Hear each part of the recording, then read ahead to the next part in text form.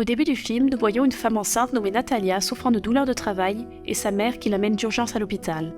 Une fois à l'hôpital, l'infirmière les informe qu'il n'y a pas de médecin disponible. L'infirmière essaie donc d'elle-même d'aider à accoucher dans la salle d'opération. Natalia a du mal à accoucher de l'enfant. L'infirmière essaie de la garder concentrée et l'aide tout au long du processus. Finalement, l'enfant est sorti du ventre de Natalia. Mais quelque chose d'étrange se produit. Le nouveau-né commence à flotter dans les airs tout en étant encore attaché à sa mère qui le regarde.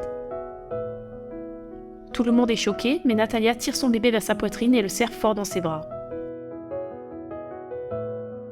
Malgré ce phénomène rare, Natalia semble imperturbable grâce à son amour maternel. Elle croit que son enfant est un ange, mais les infirmières restent sans voix. Le visage de la mère de Natalia est plein d'inquiétude et de confusion. Réalisant que la naissance de cet enfant rare pourrait attirer une attention indésirable, Natalia et sa mère quittent l'hôpital et retournent chez elle. La mère de Natalia commence à lui demander qui est le père de l'enfant, mais Natalia dit qu'elle n'en a aucune idée. Elle avait des relations physiques avec plusieurs hommes, elle ne savait donc pas qui était le véritable père de son enfant. Sa mère essaie de lui dire que l'enfant n'était pas normal. Ils doivent donc le protéger du monde extérieur et garder tout cela secret. Le lendemain matin, lorsque la mère de Natalia se réveille, elle trouve le bébé dans les airs, collé au plafond. Elle réveille Natalia et monte sur une chaise pour faire descendre le bébé. Elle commence à réprimander Natalia pour ne pas savoir qui est le vrai père de l'enfant. Mais Natalia insiste sur le fait que son bébé est un ange. Elle appelle l'enfant Oscar. Plus tard, leur voisine arrive chez elle pour voir le nouveau-né. Pour préserver le secret, la mère de Natalia attache Oscar à son berceau avec une ceinture et dit à ses amis de ne pas toucher le bébé car il est fragile. Après cet incident, elles réalisent toutes les deux que prendre soin du bébé ne sera pas facile. Elles placent des matelas au plafond pour permettre à l'enfant de flotter en toute sécurité. Elles réalisent également que s'ils le laissaient sortir de la maison, Oscar pourrait flotter dans le ciel et atteindre l'espace. Elles deviennent donc très préoccupées par Oscar et le protègent. Quelques années passent et Oscar a maintenant 6 ans. Au cours des 6 années de sa vie, Oscar n'est jamais sorti de chez lui.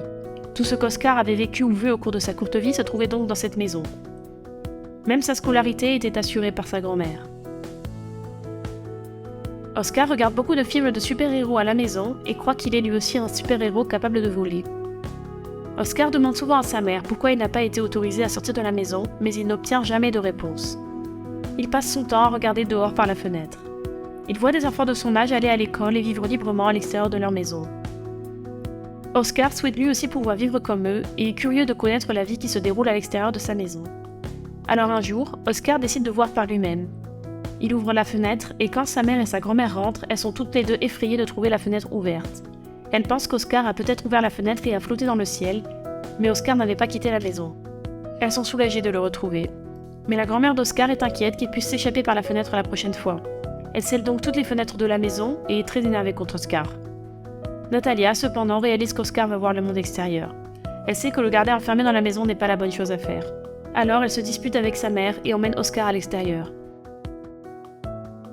Elle met 2 poids lourds dans la veste d'Oscar. Les poids empêchent Oscar de flotter dans le ciel et le maintiennent au sol. L'idée de Natalia fonctionne car Oscar ne flotte pas lorsqu'il sort de la maison. Elle dit aussi à Oscar qu'il doit cacher son pouvoir à tout le monde, tout comme les super-héros gardent leur identité secrète. Oscar accepte de ne jamais dire à personne quel est son pouvoir. Un jour, alors qu'Oscar sort avec sa mère, Natalia entre dans un magasin pour acheter quelque chose et Oscar reste dehors en attendant. Oscar percute une fille. La fille s'appelle Sofia et elle est en colère contre Oscar pour l'avoir bousculée, ce qui a causé la chute de ses affaires. Elle crie sur Oscar et veut qu'il l'aide à porter ses affaires. Sofia tente de bouteilles d'eau à Oscar et lui dit que c'est sa punition de porter ses lourdes bouteilles jusqu'à sa maison. Oscar ne sait pas quoi faire, mais il suit quand même Sofia sans dire à sa mère où il va. Oscar et Sofia commencent à se parler. Oscar est fatigué et doit porter 2 poids énormes à l'intérieur de sa veste ainsi que les 2 bouteilles d'eau.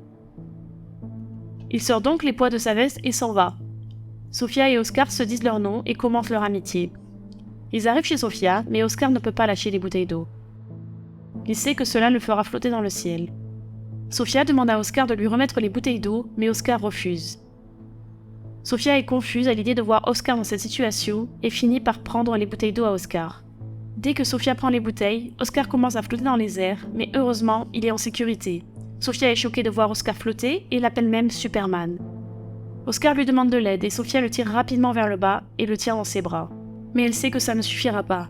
Elle entre donc chez elle et revient avec un sac à dos rose rempli de pierres. Elle tend les sangles à Oscar qui parvient enfin à rester au sol à l'aide du sac. Oscar lui demande de garder le secret et Sofia lui promet de ne rien dire à personne. À partir de là, ils deviennent de bons amis. Pendant ce temps, Natalia a peur en pensant à la disparition d'Oscar. Et la grand-mère trouve les pois jetés par Oscar. Mais Oscar rentre bientôt chez lui et parle de Sofia à sa mère. Natalia craint qu'Oscar ne lui ait révélé son secret, mais Oscar lui assure qu'il ne l'a pas fait. À partir de ce jour-là, Sofia commence à rendre visite à Oscar dans sa maison, et Natalia est également heureuse de voir que Oscar s'est fait une amie. Ils commencent à jouer à l'intérieur de la maison et Natalia leur permet même de sortir pour jouer seule. Mais Natalia finit par découvrir que Sofia connaît le secret d'Oscar, alors elle lui interdit de venir à la maison. Oscar et Sofia ne pouvaient donc plus se voir. Les voisines sont témoins de tout cela. Elles pensent qu'Oscar a été emprisonné par sa mère et sa grand-mère. Peu de temps après, la police rend visite à Natalia et l'interroge sur Oscar. Ils l'avertissent même qu'ils ne peuvent pas garder un enfant enfermé à l'intérieur de la maison. La police dit à Natalia d'envoyer Oscar à l'école. Le lendemain, Natalia et sa mère emmènent Oscar dans sa nouvelle école. Natalia se rend compte qu'Oscar ne serait pas autorisé à porter son sac à dos tout le temps. Elle a peur que quelque chose de grave arrive à Oscar à l'école, alors elle l'emmène avec elle. Natalia et sa mère se rendent compte qu'il sera difficile pour Oscar de survivre dans cet environnement. Ils quittent donc leur maison et vivent loin de tout. De nombreuses années s'écoulent et Oscar est maintenant un adulte. Natalia est âgée et sa mère est décédée. Bien qu'il soit plus âgé, Oscar a toujours le sac rose que lui a offert Sofia. Il tient toujours son sac près de lui et pense à leur amitié. Elle était la seule amie qu'il ait jamais eue et la vie d'Oscar n'a pas beaucoup changé depuis. Il n'a toujours pas le droit de vivre comme une personne normale. Sa vie est déterminée par sa routine quotidienne. Il doit encore porter des poids lourds lorsqu'il sort de chez lui et Natalia le protège toujours. Oscar et Natalia entretiennent un lien très fort l'un avec l'autre. Ils s'aiment beaucoup tous les deux.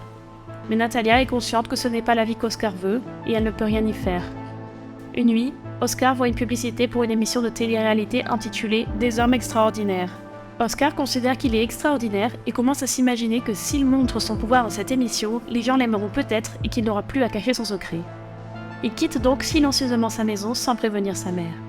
Oscar arrive au spectacle et dévoile enfin au monde entier le secret qu'il garde depuis des années. Le spectacle devient un succès instantané et Natalia finit également par l'apprendre. Oscar devient célèbre du jour au lendemain et est approché par un certain David. David travaille dans une agence commerciale et dit à Oscar qu'il peut l'aider à devenir plus célèbre et à gagner plus d'argent en organisant pour lui des spectacles et des événements. David emmène Oscar dans une grande maison dans laquelle il pourra vivre. Puis, David demande à Oscar de signer un contrat qu'Oscar signe volontiers car il veut être célèbre. Oscar se fait alors surnommer l'homme sans gravité. Il fait des séances photos, organise des événements, ce qui le rend encore plus célèbre qu'auparavant. Oscar semble content de tout ce qui lui arrive et a également gagné beaucoup d'argent. Même les médias commencent à s'intéresser à Oscar et son enfance. Il montre la maison dans laquelle il a passé son enfance et il présente également Natalia et sa mère sous un mauvais jour pour ne pas avoir laissé Oscar sortir. Natalia est triste de voir tout cela se produire et peu à peu Oscar commence à se rendre compte que ce n'était pas ce qu'il voulait. Il voulait être accepté par les gens, vivre librement et être adoré pour ses capacités. Il voulait devenir un super-héros, mais il s'est retrouvé être une bête de foire que les gens payaient pour voir. Il dit à David qu'il ne veut plus continuer, mais David lui dit qu'il a signé un contrat et qu'il doit faire les spectacles qu'il a réservés pour lui. Natalia vient à la rencontre d'Oscar et David l'emmène chez lui. En voyant sa mère, Oscar ne sait pas trop comment réagir. Il voulait que tout le monde connaisse ses pouvoirs, mais maintenant que c'est le cas, il n'est pas heureux. Natalia lui demande comment il va et Oscar lui ment en disant que tout va bien.